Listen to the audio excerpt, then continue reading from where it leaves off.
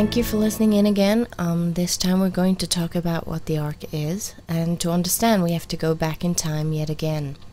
So, do you remember the tree in Eden representing God's authority as a lawmaker? Now, who's a lawmaker? In earlier days it was the king. If you have no law, you have no authority to reign. Did you know that? If the laws of my country was removed, so would it be with the state's right to judge. Government would have no power without laws. Who cares what the Prime Minister says, or the President, or the King for that matter? If there is no national law, there simply isn't anyone to answer to. Calling yourself a king or a leader would be an empty scam.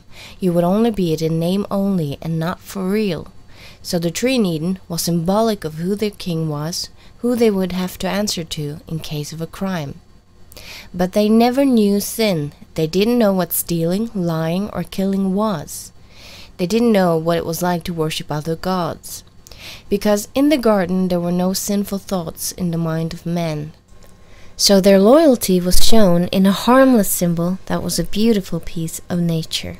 The rejection of obedience to the Creator Father and worshipping one's own needs, the combination of these two are the start of the path that leads to all sin. Which is why Eve, rejecting God's command and exploring her own lust, was the start of sin. When each individual starts this path, there is no limit as to where it can end. So these two combined is the secret of the birth of sin in the world and in each individual man. So this is why what started by the tree ended up with the world in sin. But now men knew sin. The secret of sin was out, a secret that remained while the tree stood untouched in Eden. But now it was out and God could define it. He couldn't just as well tell Adam and Eve, "Thou shalt not kill," because then he would just have put the idea of murder into their heads. You know, it's like it is with a child. If you tell him not to do something he hadn't even thought of yet, you have planted the idea into the child's head, and he's more likely to do it now than before you told of it. If God had defined sin to Adam and Eve, he himself would have put the idea of sin into their heads. But remember the law, the definition of sin was already written in the sanctuary in heaven. We know this because it already existed when they were building the replica of the sanctuary on earth. But the heavenly sanctuary was unrevealed because it wasn't relevant. So the tree in Eden defined sin without revealing sinful nature. The tree is a match with the Ten Commandments. One is hiding the knowledge of good and evil, the other define it. The tree was forbidden to touch and eat from so it could prevent sinful nature to be known, and the law defined sin. In the first book in the Bible we learn that Adam and Eve was refused the right to eat from the tree of life because they had eaten from the tree of knowledge of good and evil. They were cast out of the garden, and cherubs was guarding the entrance. In the last book in the Bible we are told, "Blessed are they that do the commandments, that they may have the right to the tree of life and may enter through the gates into the city." So the Ten Commandments is here the new tree of knowledge of good and evil that we can't eat from if we want access to the tree of life. Now we have this today as well. If a king owns land away from where his home is, he leaves his seal and his law on that place. Then a group of judges and people are elected and make sure the law is respected by the inhabitants. So even though the king isn't present, they are reminded who they are to be loyal towards.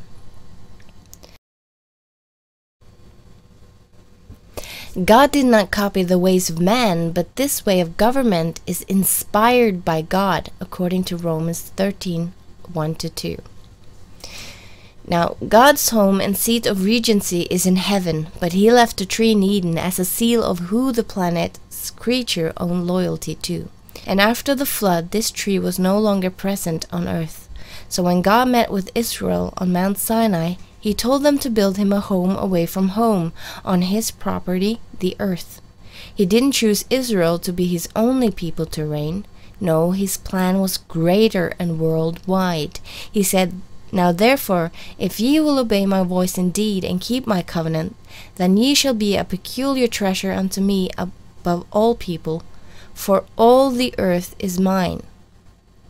And from Exodus, and ye shall be unto me a kingdom of priests and a holy nation. They were elected to represent him to the world. He says about the building of the Ark of the Covenant, and thou shalt put the mercy seat above upon the ark, and in the ark thou shalt put the testimony that I shall give thee. And there I will meet with thee, and I will commune with thee from above the mercy seat, from between the two cherubims which are upon the ark of the testimony, of all things which I will give thee in commandment unto the children of Israel. This does not mean he was no longer king in heaven. It only means he claims to be the supreme judge on earth. The Ark of the Testimony became a symbol of who it is that judges man and who the world owns their loyalty to. And he set a people aside to take care of it, a people of priesthood or protectors. So between the cherubims of the ark, God would reign over his people. Now this is important. Why would God reign from the ark? We have gone back to what we just talked about. Without a law, there is no authority. So to be able to reign and to be able to call himself a king, he has to have a law that seals his kingship, just like the tree. In the law that was underneath where he would appear was 4 commandments telling about man's responsibility to him as their king. The 6 other laws explained how we were to treat each other. The 4th commandment, and for some it's the 3rd, because people have changed God's law later, but in the original law, as it is written in Exodus chapter 20, this is the 4th commandment. And in this commandment, he gives the reason for his right to reign over us. It says that he is the creator of the heaven and the earth, and because he is the creator, we must keep this day, the Sabbath day, as a memorial of his kingship. Now the 4th commandment contains God's name, the area of his reign, and his title. You see this today as well, because the information is needed. All nations put it on their money and their seals. The king's or leader's title and his area of reign. Simply to show people whose law they have to keep in the country they are in. So God does this. He places his seal on the law and asks Moses to build an ark, a place for him to dwell. The law and his seal is then placed within it. The law is the base of his dwelling place. Maybe you can begin to see what a big deal this ark really was. Now notice the law doesn't say, I'm the creator of Israel. No, in the seal it says that he is the creator of the earth, nothing less. The tables of the law and the ark is therefore relevant to everyone on the planet. The claim he is making involves all of us, not just a few elect. Through this law, he claims to be the supreme judge of the entire planet. He says, for all the earth is mine. So when the seal says heaven and earth, sea and all that is in them, then the rest of the law concerns the inhabitants of the entire earth. In Revelation chapter 14, the last book in the Bible, we see the message being given to all of the world, to all nations, tongues and people, to worship the Creator. So God's message of obedience go out to everyone and not just one nation. So what is the ark actually? The ark is several things. The first thing we learn about it is that the ark is a symbol of a kingship, meaning that the ark is the earthly throne of God. Does that mean that the ark belongs to Israel? No. It belonged to the Creator, and it was placed amidst the children of Israel because he wanted them to be a kingship of priests and a elected people with a specific task. Now, do you remember the cherubim that rebelled against God, also known as the devil, Satan, or Lucifer? Notice how the ark has 2 cherubims and how God were to meet with Moses between these 2. The ark was built after the pattern of the originals in heaven. The opponents were once very close to God, meaning that everything that Moses was asked to build was things the opponent knew of very well. many skeptics think the ark was a replica of thrones from Egypt and other nations at that time. They claim its similarity in appearance show that the Israelite ark weren't an original and that they were just copying the nations around them. But just as pharaohs claimed kingship with the serpent on their crowns, and so their serpent master knew of the heavenly things and could copy them. So there is no wonder that many of the earthly thrones were built in a similar fashion. Here is an example of a throne with 2 cherubim on each side, and here's another from Egypt, and here is a Hellenistic one. So let's make a list. The ark was made after the pattern of the heavenly things.